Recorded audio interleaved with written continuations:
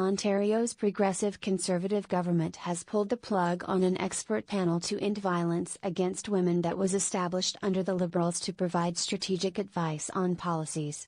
Community and Social Services Minister Lisa MacLeod, who is also responsible for women's issues, immigration and poverty reduction, informed the panel, called the Roundtable on Violence Against Women, in a letter on Tuesday. Although we recognize the valuable advice your members have provided, she wrote, we will not be reconvening this particular roundtable created by the previous government.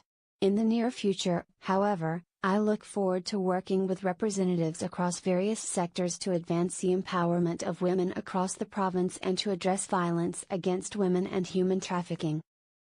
Knowing the announcement was coming, co-chairs Farah Khan and Pamela Cross had announced their resignations the same morning. They had been debating the move since September, Ms. Khan, a Toronto-based anti-violence educator, said on Wednesday, noting that the government had not returned any of their calls or emails since taking office in June.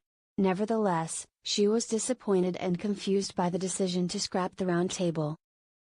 It's disappointing because the groups in this roundtable are nonpartisan, she said. She noted that other than the co-chairs, who earned a small stipend, the roundtable was comprised entirely of volunteers.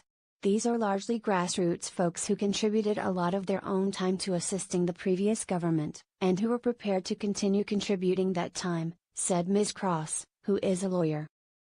And I think they're pretty disappointed and angry. The roundtable was established in 2015, as a way for experts to provide strategic advice to the province on emerging issues related to violence against women. It is made up of representatives from close to 24 organizations that address issues related to violence against women but also those that have experience with specific populations, including Indigenous women, immigrants, older women, LGBTQ people and sex workers. The roundtable provided advice on campaign language and policies relating to domestic violence. For example, when the government was considering introducing new family court fees in custody, access or child support cases in 2015, the roundtable pointed out that this could be prohibitive to women fleeing domestic violence. The government ultimately decided to scrap the fee increases from their proposal. The roundtable also advocated for paid leave for people experiencing domestic or sexual violence or the threat of violence, which was included in the Liberals' Fair Workplaces, Better Jobs Act last year. Ontario Premier Doug Ford has said he will repeal the legislation. Mr. Ford's government is reviewing all programs established by the previous government and deciding whether to continue them or come up with new initiatives. Ms. MacLeod also announced this summer that her government was rolling back social assistance changes put in place by the former Liberal government, including reductions to planned increases in social assistance rates and the cancellation of a pilot project to establish a basic income for recipients.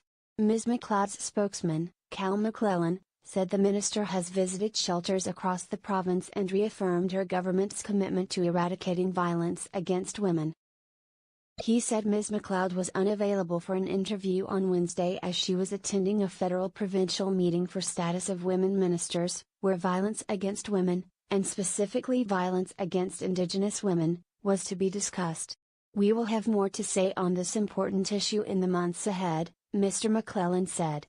Susie Morrison, NDP critic for housing and women's issues, called the decision absolutely outrageous.